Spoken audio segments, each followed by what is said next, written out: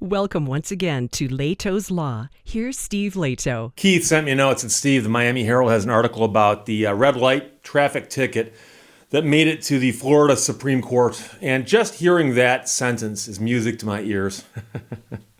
Because it combines so many things I love. But it's not quite as exciting as we might hope it would be. But a red light ticket paid by credit card has wound up in a dispute being heard by the Florida Supreme Court. It all goes back to $7.90. $7.90. Tim Saunders and Tom Urban wrote the story.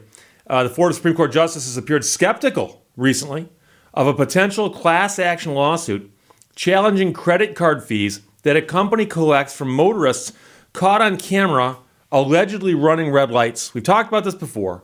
And I know people who say, Steve, if you don't run a red light, you won't get a ticket. Well, the problem is that there are some places that shorten the yellows to make the reds fatter.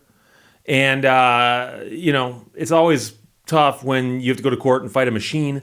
And I understand that a police officer will show up and testify if it, push comes to shove. But the point is that they can be unfair. However, we're talking about the fees associated right now with the fines.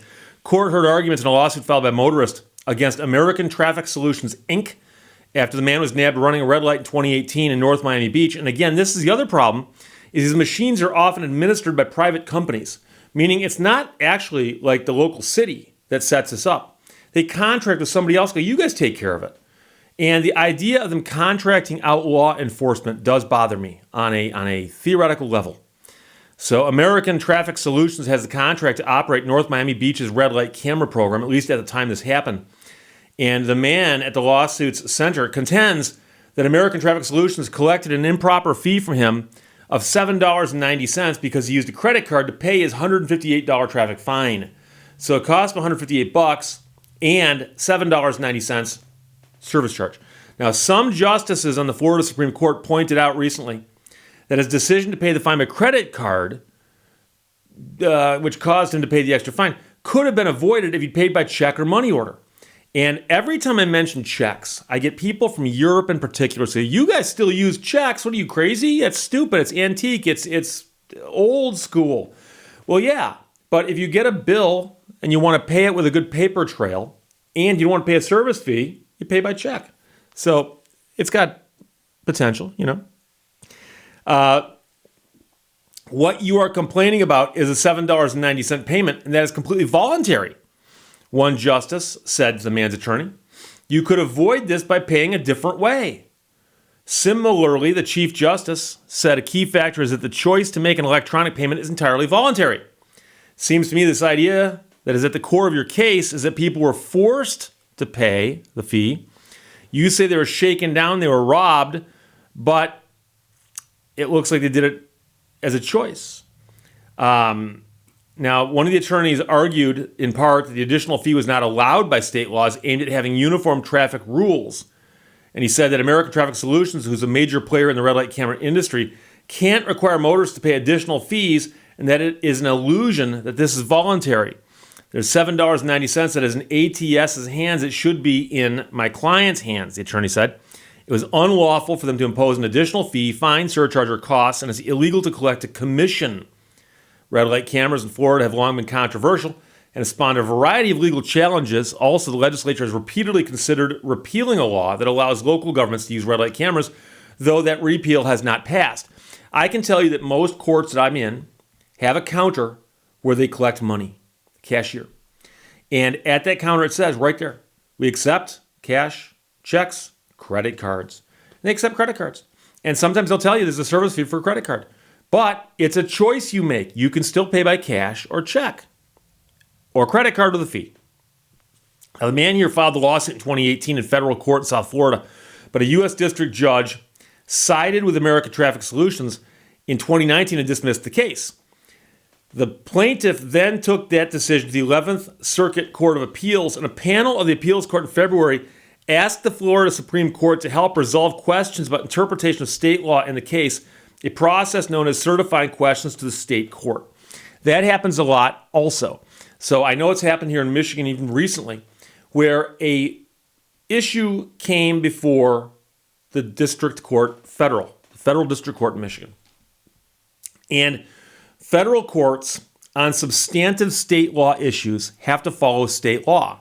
They follow federal rules of procedure and a whole thing called the Erie Doctrine, which I'm not going to get into now. But when it comes to like interpretation of, say, contract law, they follow the contract law of the state they're sitting in. So in Michigan, we have on the issue of surveillance and wiretap, we've got a statute that's actually kind of strangely written. And the Michigan Supreme Court has never ruled specifically on how it applies. Some courts of appeal have, but the courts of appeal are not the final arbiter of the law in Michigan. The Michigan Supreme Court would be. So generally speaking, if somebody brings an issue of substantive state law in front of a federal court, the federal court will ask, well, what's the law in the state? And they'll look to that state's Supreme Court. If the state Supreme Court has not yet ruled on it, the federal courts can certify the question and send it to the state Supreme Court and say, would you please answer this question for us? But state Supreme Courts are like the U.S. Supreme Court in that they only answer questions when they feel like it. And if there's something that's not before them, they often go, well, there's no controversy before us, there's nothing to rule on. Now, the federal court asking for an answer should be a controversy. But state courts will routinely say, you know something? We're not going to address this for you right now. Do what you can with it. And so then they're left with, do we go with the appellate courts, at least, because they have ruled on it, but it's not the ultimate law of the land, or do we just make up our own thing? And there have been situations in Michigan, I can think of a couple, back when the Michigan Consumer Protection Act was still a thing, where the federal courts said, we believe the state court will go this way if it ever gets there. And then years later, when the state court got there, they went the other way. So you got a better deal in federal court for a few years than you would get in state court, but another story altogether. So that's what led to Tuesday's hearing in the Florida Supreme Court. So the statutory issues raised by this case, which will determine whether a vendor may add a surcharge to red light camera penalties in exchange for permitting individuals to pay with a credit card, may affect millions of Floridians and dozens of Florida's municipal traffic enforcement agencies. Resolution of the common law issues may also reverberate throughout Florida, affecting Florida's unjust enrichment law across diverse contexts. And so that explains how the Florida Supreme Court is hearing the case. They're just hearing the issues, and then those issues would probably get sent back to the federal appeals court, and then they'd make their ruling and say, here's how we follow Florida law on this issue. But it does boil down to whether or not the dispute at hand over $7.90 that gets incurred by somebody who pays a red light ticket with a credit card, whether that fee is fair or not. Because I guess the alternative would be to say, well, we can use a credit card, but there won't be a $7.90 fee attached. My understanding is that credit card companies do make money by taking a fee, but it's often at the cost of the vendor. So, municipalities don't want to do that. So we'll see how that goes.